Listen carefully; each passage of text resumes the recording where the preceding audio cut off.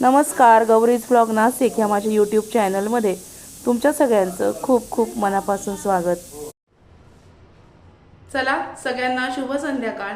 आणि आजची जी रेसिपी मी तुमच्याबरोबर शेअर करणार आहे ती म्हणजे छान टोमॅटोची भाजी, कोणी कोणी त्याला टोमॅटोची चटणी सुद्धा म्हणतं। तर दाण्याचं कूट न वापरता टोमॅटोची भाजी अगदी छान चविष्ट कशी करायची, डब्याला टिफिन रेसिपी म्हणून पण तुम्ही ही रेसिपी करू शकता आणि संध्याकाळी दुपारी केव्हा ही भाजी खूप छान लागते। याला फक्त लाल बुंद छान टोमॅटो लागतात। तर चला बघूया अगदी सोप्या पद्धतीने। साधारणतः तेलातली 1.5 पळी तेल मी घातलेलं आहे आणि बघा असे छान लाल बुंद टोमॅटो चिरून घेतलेत। आता काय करूया, पहिल्यांदा फोडणी करून घेऊया। मोहरी, हिंग आणि काय करायचं आपल्याला, याच्यामध्ये दाण्याचं कूट मी वापरणार नाहीये कारण काही वेळेस आपल्याकडे दाण्याचं कूट वेळेवर असतं किंवा नसतं म्हणून। तर हे बघा, हा त्याच्यात थोडीशी हळद, एकदम सोपी रेसिपी आहे।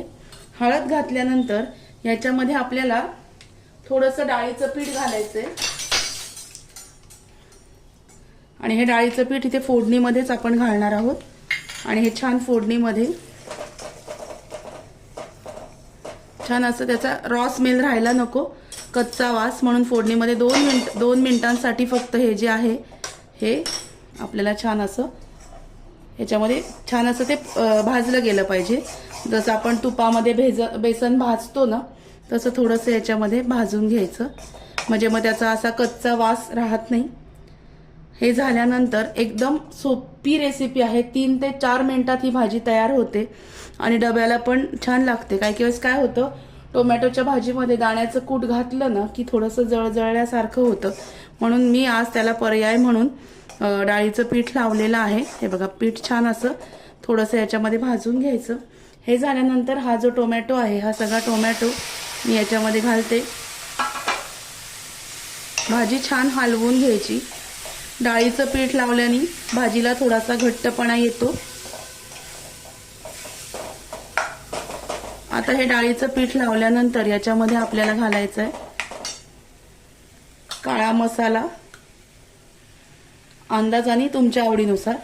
आमच्याकडे कमी तिखट लागतं म्हणून मी कमी तिखट वापरते। आणि लाल तिखट एवढंच याच्यामध्ये घालणार आहे आणि एक वाफ आल्यानंतर मग मी याच्यामध्ये मीठ घालणार आहे। तोपर्यंत आपण याच्यावरती झाकण ठेवूया। भाजीवरती मी झाकण ठेवलं होतं, मी झाकण काढते आणि याच्यामध्ये थोडीशी धणा पावडर ऍड करते, साधारणतः एक अर्धा चमचा धणा पावडर।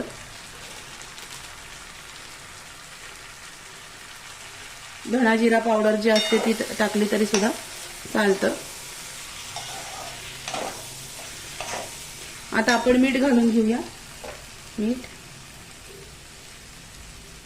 अंदाजाने।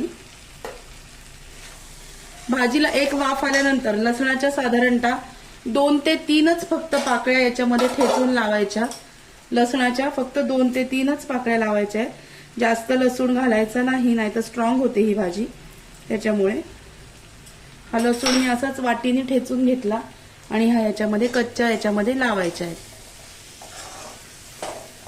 टोमॅटोची भाजी थोडीशी शिजण्यासाठी फक्त छोटीशी वाटी पाणी टाकायचं त्याच्यात।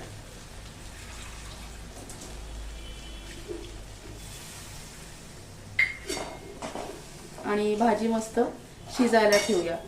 आता मीठ घातल्यानंतर एक वाफ आल्यानंतर याच्यामध्ये मी गूळ घालणार आहे, कारण टोमॅटोच्या भाजीला गूळ हा लागतोच। आता एक वाफ आणते आणि मग याच्यामध्ये गूळ घालते।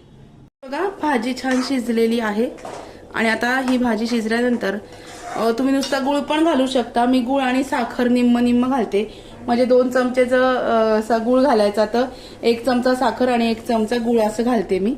तर मी घातलेला आहे। हा साधारणतः आमच्याकडे आंबट गोड भाजी लागते थोडी, त्याच्यामुळे हे बघा। आणि हा गूळ जो आहे हा मेल्ट होईपर्यंत आपण, आता मी पावडरच वापरली आहे याच्यामध्ये साधारण, त्याच्यामुळे पटकन मेल्ट होईल।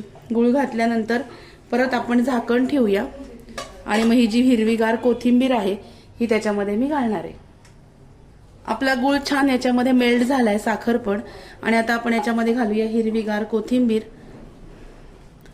आणि भाजी खूप अशी छान होते आपली. टोमॅटोची पटकन झटपट होणारी रेसिपी आहे. तुम्ही टिफिनला, मुलांना छान आवडते, आंबट गोड भाजी असते ना, त्याच्यामुळे मुलांना पण आवडते.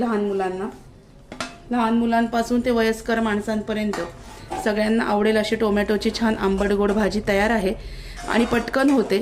कोणाकोणाला दाण्याच्या कुटाची ॲलर्जी असते, कोणाकोणाला चालत नाही, तर त्यांच्यासाठी हा उत्तम पर्याय आहे. हे बघा, आपली भाजी तयार आहे. मी गॅस बंद करते.